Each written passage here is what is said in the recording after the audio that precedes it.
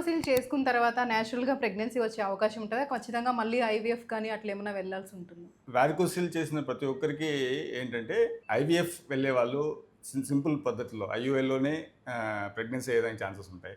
IUI పోయేవాళ్ళు simple న్యాచురల్‌గా అయ్యేదానికి ఛాన్సెస్ ఉన్నాయన్నమాట.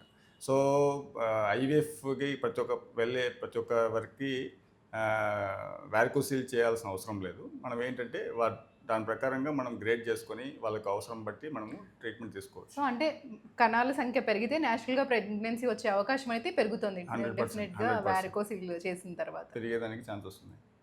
అండ్ మనం న్యాచురల్‌గా కూడా అయ్యేదానికి ఛాన్సెస్ అంటే ఒకసారి వారికోసిల్ కరెక్ట్ చేసుకుంటే వాళ్ళు 2 ప్రెగ్నెన్సీలు ఫస్ట్ ప్రెగ్నెన్సీ, సెకండ్ ప్రెగ్నెన్సీ అట్లా లైఫ్ లాంగ్ ట్రీట్మెంట్ లాగా అయ్యే అవకాశం ఉంటుందా? లైక్ సో వారికోసిల్ అనేది simple procedure. It's one time surgery. దానికి semen parameters, sperm parameters improve అయ్యేదానికి మనం చేస్తాం అనమాట. ఒకసారి కణాలు పెరిగినట్లయితే అది కంటిన్యూస్ లైఫ్ లాంగ్ అనేది ఉంటాయి.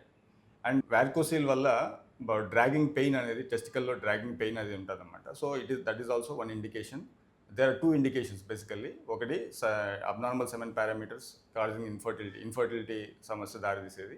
రెండోది వచ్చేసి పెయిన్, డ్రాగింగ్ పెయిన్. ఈ 2 కారణాల వల్లనే మనం వారికోసిల్ ఉన్న వాళ్ళకి మనం సర్జరీకి అనేది మనము సబ్జెక్ట్ చేయాల్సి ఉంటుంది.